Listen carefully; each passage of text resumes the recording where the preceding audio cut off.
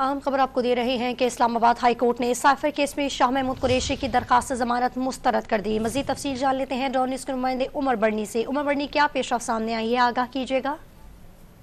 جی دیکھیں، اسلام آباد high court کے چیف جسٹس عامر فاروق نے سائفر کیس میں چیئرمین پی ٹی آئی کے جو شریک ملزم ہیں شاہ محمود قریشی، ان کی ضمانت کی درخواست پر فیصلہ جو ہے وہ سنا دیا ہے۔ عدالت نے ضمانت کی درخواست جو ہے وہ مسترد کر دی ہے۔ آپ کو بتائیں کہ گزشتہ ہفتے جو ہے اس درخواست پر فیصلہ محفوظ کیا گیا تھا، اور اس درخواست کی سماعت کے دوران ایک اہم پروسیکیوشن کا بیان یہ بھی سامنے آیا تھا کہ ان کو صرف اور صرف 1 ماہ چاہیے جس میں وہ سائفر کیس کی سماعت جو ہے وہ مکمل کر سکتے ہیں، پورا ٹرائل مکمل کر سکتے ہیں، جس کے بعد عدالت نے دونوں طرف سے جو دلائل تھے وہ مکمل ہونے کے بعد یہ فیصلہ محفوظ کیا تھا، جو کہ آج سناتے ہوئے شاہ محمود قریشی کی ضمانت کی درخواست جو ہے وہ مسترد کر دی ہے۔ اس کے علاوہ ایک اور معاملہ بھی اس درخواست میں تھا، وہ یہ تھا کہ شاہ محمود قریشی کا جیل ٹرائل جو ہے اس کے خلاف بھی درخواست جو تھی اس پر بھی فیصلہ محفوظ کیا گیا تھا۔ تاہم جو تحریری فیصلہ آئے گا اس میں جیل ٹرائل کے حوالے سے جو ہے گزارشات عدالت کی جانب سے پیش کی جائیں گی، لیکن ابھی تک جو فیصلہ سنایا گیا ہے اوپن کورٹ میں، اس کے مطابق شاہ محمود قریشی کی جو ضمانت کی درخواست ہے